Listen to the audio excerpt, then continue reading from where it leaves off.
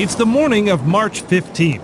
We're chasing a tip about a man who's leaving the country. Our sources tell us he just took a carry-on bag through security that was packed with $1 million cash. You can do that as long as you fill out one of these government forms. The money is usually headed to the Middle East, Dubai, and points beyond.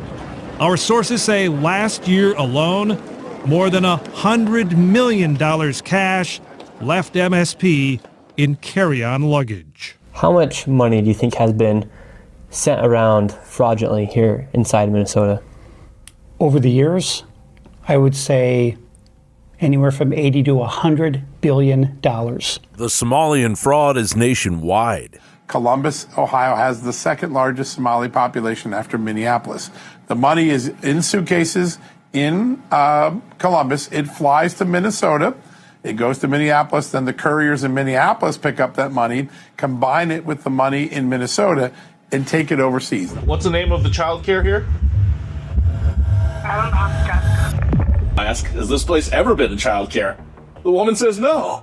But obviously Washington state records tell a completely different story. Yeah, this specific address is locked into Washington state records as a daycare. Yeah. They have made $210,000 just this year. And how many kids again is this place registered for? Oh, that's the fun part. 3. 3 kids. So this place are licensed for 9 children. Okay, this place is licensed for 9. But they have 6 slots available. Right. Which means they only have 3 kids, and they've raked in $210,000 in tax money. The Somali Education Resource Center, Suite 301 here at 299 East Granville Road in Dublin, Ohio. Now, the deal is that $14 million into this center here. This is a single office. And by the way, there's nothing inside it. We've already looked. It is very, very, very much dark, and it looks like there's maybe a couch inside. The Democrats continue to play the race card, of course. Whether you're Somalian, Italian, Indian, Irish, Jewish, I don't care. If you're stealing billions of dollars from American taxpayers, funneling it to terror networks, you do not belong here.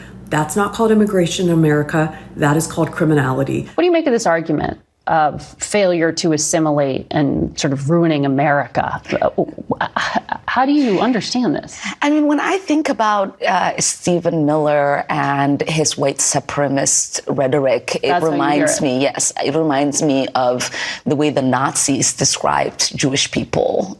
These people are just idiots. I really, I'm at the point where it's become really hard to have an intellectual debate with any of these people because the level of stupidity that they are displaying every single day is frankly embarrassing. The idea that this is a white nation that needs to be preserved is a fascinatingly disgusting view. He's always been a racist, a bigot, a xenophobic. The one place where we thought we would never experience this is the U.S. goddamn states. How is one race being targeted when that supposedly victimized race is robbing Americans from every walk of life? I'm a licensed private investigator in California. I started looking into state records and I found ghost daycares. These are places where the state inspectors showed up.